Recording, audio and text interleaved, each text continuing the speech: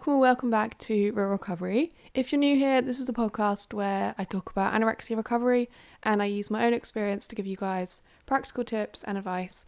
I'm not a medical professional, so please don't treat any of this as medical advice. But yeah, let's get into today's episode. I think it's important to talk about what I mean by identity. For me, it's basically what views and what values and what beliefs do you hold about yourself? So if you're talking about identity when it comes to other things, maybe like smoking, for example, it's probably quite a good parallel to draw.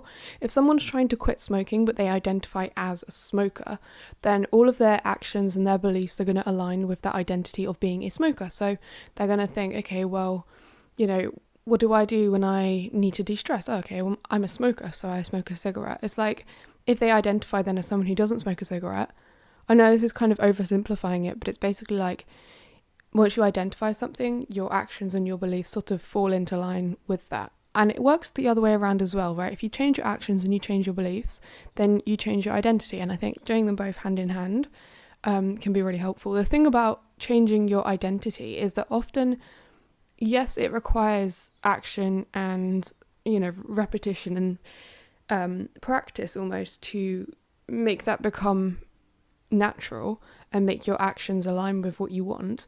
But at the same time, it's also something you can kind of do instantly, in the sense that you can decide whenever you want that you are no longer identifying as an anorexic person, which is basically what I did. And I'm not saying it worked overnight, but I'm saying the decision to do that was something that you can implement very quickly. Whereas other things like rewiring your fear of weight gain or something, that's something that you have to be very patient with, and you have to kind of repeat. Whereas making a sort of identity shift, it kind of happens in larger steps. At least for me it did anyway, so I think that in a way that's kind of good.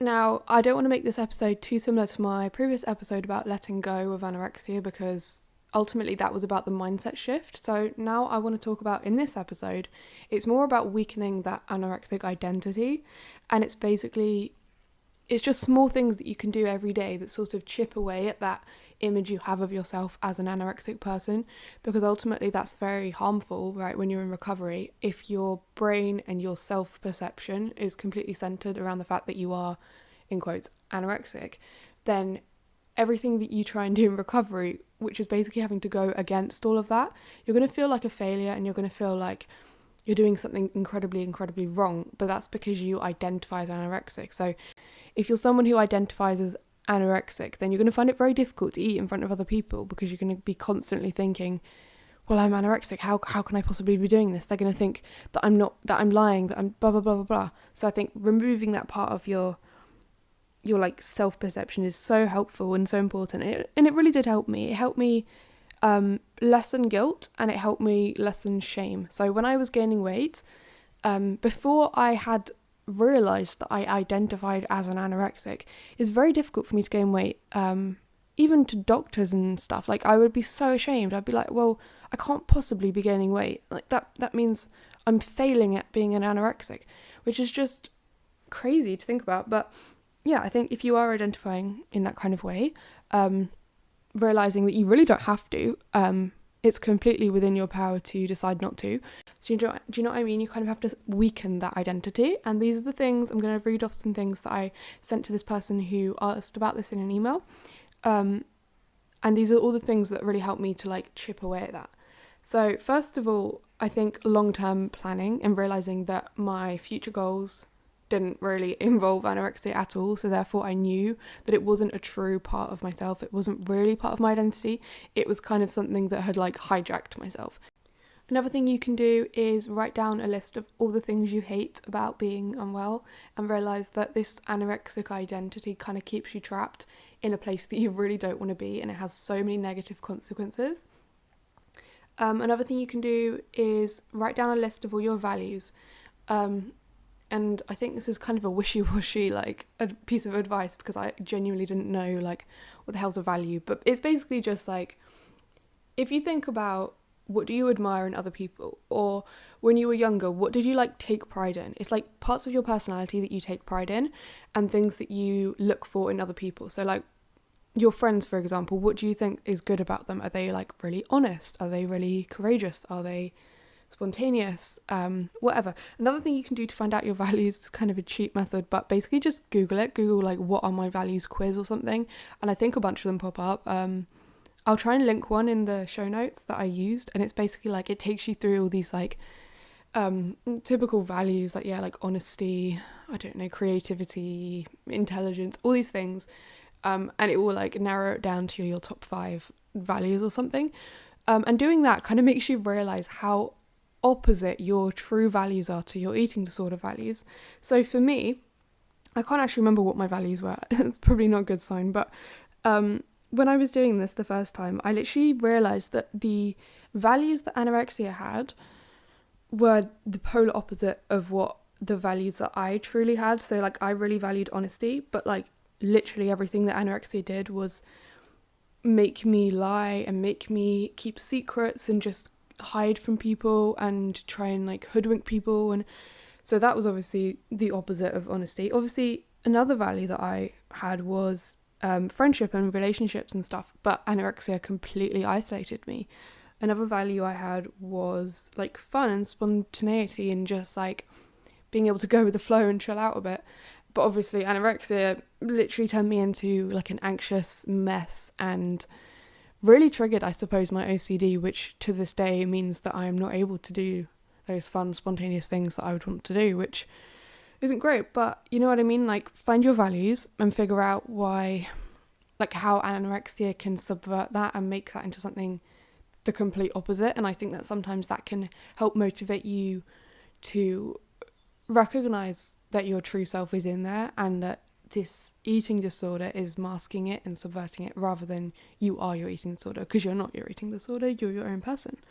Another thing you can do is when it comes to like having this identity surrounding your eating disorder and that kind of being such a big part of your life, often it can mean that you end up sort of thinking about your eating disorder all day, talking about your eating disorder all day. It literally takes over your whole life, and obviously that's not like a weakness of on your part. That's not your fault. It's just very often that's what happens. I remember for me, it's like literally every conversation I had with anyone was about my eating disorder. Appointments with doctors, dietitians, therapists, all of that kind of stuff. It's like keep on going about anorexia this, anorexia that, food this, food that, weight this, weight that, and it was just very like all consuming. And the same thing with family. I mean, in the beginning of recovery especially, no one really knew what they were doing. I kept having to explain things to people, how I was feeling, because my parents literally did not understand any of it. They just, obviously it's so difficult for family because it's like you have literally no idea why your child or your partner or whatever is acting in this way. And I think the person suffering, for example, like when I was going through it, I really didn't understand it either, to be honest. And I think doing some research and having these conversations is obviously really important, but at the same time, I think when you want to step away from that anorexic identity, you can do that by deliberately changing the topic of conversation with people sometimes. So if you're catching up with your friends or something and they ask you how you are, obviously don't lie, but at the same time, keep it moving away from your eating disorder. I think sometimes we can just put too much focus on our eating disorder in conversation with people. And it makes a lot of sense because it is literally ruling your head most of the time. Like, I can completely relate and understand, but I think just making that effort is actually kind of nice. It is, it's almost like a relief and it's like a break from the just endless sort of noise of having an eating disorder. So that's my advice, yeah. Another thing you can do to weaken this anorexic identity is honestly to remind yourself that so many people have eating disorders. Obviously, this is a very sad fact of the modern world, but there isn't actually anything remotely unique about having anorexia. There's nothing special about it. There's nothing interesting about it. It doesn't make you have any sort of credibility or value. You have that innately. You already have value and you already have personality and you already are unique and special. So I think focusing on that and realising that literally millions of people have eating disorders, and even further than that, people's eating disorders are so similar. I know everyone, recovers in different ways and they might struggle with different symptoms, but so many of these thoughts brought up by anorexia, these irrational beliefs, these behaviours, the rationale behind behaviors. It's just so similar. It's really eerie, actually. It's like we're all having the same thoughts and the same experience in so many ways. So I think realizing that there's literally nothing unique about your eating disorder and it doesn't make you a better person in any way is kind of helpful, because it's like you don't need to identify with it at all, because removing that, because basically it's like I've actually had some people talk about this to me in messages before. It's like they don't want to let go of anorexia and they don't want to give up that part of their identity, because they think, well, who am I without it, sort of thing. And it's like, well, it gives them a sense of superiority or individuality and stuff. And I think just really like drill it home that the fact that so many people have eating disorders and so many people's eating disorders are like carbon copies of one another. And I think realizing that can help you to weaken that side of your identity. Anyway, my next point that can help you to weaken this anorexic identity is basically how it helped me, right? Is I always knew deep down that I could recover. I knew it was possible theoretically. I know that doesn't sound very fun, but it's like you have to believe in yourself. It sounds really silly, but you have to believe in yourself, and you have to know that it is literally possible to recover. Like it can't not be. You can't have this side of you being like, okay, well, you know, you might not actually recover. I get that you might not know how, but you have to accept that it is a possibility. You have to accept the fact that there is a hypothetical world where you have recovered completely and you don't have any eating disorder anymore. And if you can accept that and entertain that idea, you can move towards it. And I think that took away some of the fear of letting go of anorexia. I could truly believe that there was a life that I'd be able to live where I would have healthier coping skills, better self-esteem, and I wouldn't need my eating disorder. And just entertaining that thought, it just helps you. It's be like, okay, well, if that is actually possible, then I am able to let go of this anorexic identity without fear, because I know that what's waiting for me is going to be okay. And that literally is a fact. You can't deny it. You have to believe in yourself and you have to move forward in that direction. And whatever your eating disorder says to convince you, okay, well, you're going to be the only person who can't recover, you're going to be this and the other, you're always going to need me to cope, you're always going to have bad body image, so you're always going to need me to suppress your weight, or you're always going to feel out of control around food, so there's no point even trying to stop controlling it. I think you have to recognize those as lies, and you have to focus on the fact that you can actually entertain a future where you don't need your eating disorder at all and you're completely okay, because you will be okay. It's not just blind faith either. It's just the fact that logically you can understand that brains are, malleable. They change over time. Other people have recovered successfully, a lot of other people as well. And you're just as smart as they are. You can put in just as much effort as they can. And you have done hard things in your life. This isn't impossible. It's just very difficult. And sometimes it's about figuring out techniques and ways that work for you. But basically, yeah, recovery is possible for everyone, and it may be a long and hard process, but believe in yourself that you will actually get there. And then having that sort of visualized image of a future self where you are recovered can really, really help you break away from that anorexic identity, because it just removes the power it has. Okay, finally, I think a thing you can do to weaken this anorexic identity is similar to the stop talking about it so much point, but it's basically remove anything that influences your eating disorder on a daily basis. So if you're someone who spends a lot of time on social media and you follow like Instagram accounts, TikTok, anything like that kind of fuels your eating disorder, maybe that's pictures of people who are very underweight, or maybe that's even just pictures or like videos like what I eat in a day videos or something, and you think that fuels your eating disorder in any way, honestly just remove it from your life, because every single thing you do is going to reinforce some belief system that you have in your head. And if you want to stop reinforcing the belief system that you have to control your food, or you have to be underweight, or you have to lose weight, or you have to, whatever your anorexia is sort of like operating within, you kind of have to remove everything that fuels it and remove everything that influences it, or at least to the best of your ability. So if you're friends with some people who have very disordered relationships with food, try and distance yourself a bit. If you, spend a lot of time on kind of like toxic social media accounts and stuff, delete those accounts, like remove, block, whatever you have to do, delete the app even, it's the best advice. But basically, remove all those kind of influences on you. remove anything that fuels your eating disorder. If you're someone who body checks a lot, or if you're someone who looks at pictures of your body and like analyzes and stuff, which is what I used to do. Like I think it was related to some sort of OCD behavior, but I used to like repeat a lot of like body checks and have pictures of my body, which was very toxic and very unhelpful. So I think hiding those pictures, stopping body checking however you can. I will make a whole episode on that is coming out soon. But yeah, all of those things, the little habits you do on a daily basis that strengthen that anorexic identity, try and stop them as much as you can, try and remove them as much as you can. And to start that process, you can try and identify them, do an overhaul of your day sort of thing. Like think about, okay, like on a daily basis, what do I do? Like what steps do I take? Like do I do certain things in the morning? Do I body check in the morning? Okay, well, let me write that down and then go through your whole day and figure out everything you do that is kind of reinforcing your anorexic identity, and just try and eliminate as much as possible. But yeah, those are my tips for weakening that anorexic identity. This is the part 1 of the identity series. So obviously this alone isn't going to solve all your problems, but identifying so much with something that is literally trying to kill you and calling yourself an anorexic, or believing that that really is the only part of your personality, is so detrimental, and it probably won't help your recovery at all, and it's probably going to keep you trapped and keep you feeling guilty and keep you feeling like a failure when you have to go against all those behaviours and those beliefs. The kind of overarching piece of advice in this whole episode is actually to write stuff down and have it visible to you at all times. And this kind of sounds a bit extreme, but I will explain why.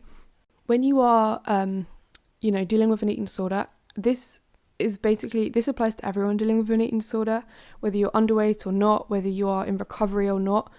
If you've gone through periods of starvation and malnutrition, your brain health is not going to be, optimal. You're going to have cognitive problems, you're going to not be able to think as rationally, your memory's not going to be as good. And for me at least, and for many people listening, I can imagine, you're probably struggling with a lot of like brain fog. I remember in early recovery and all throughout my eating disorder, I just couldn't think. I just couldn't like retain thoughts in my head for very long. So what would happen, right, would be I would come to a sensible conclusion about like whatever. So I'd be like going through this process, writing down my values, like writing down why I don't want to have this identity of being an anorexic, reassuring myself and coming to like a reasonable conclusion. Like I would eventually get there and I'd be thinking like a rational person, and I'd be like, okay, fine, like I don't identify as an anorexic anymore. And then literally within like 30 seconds, it would just fly out my head and anorexia would be back in there with the utter rubbish of like, the thoughts, right? And it wasn't my fault, and it wasn't just because I was like being stupid. It was just because my brain was not performing properly, because it was malnourished, and I was dealing with anxiety issues. Other mental health issues also can impact your ability to think straight, right?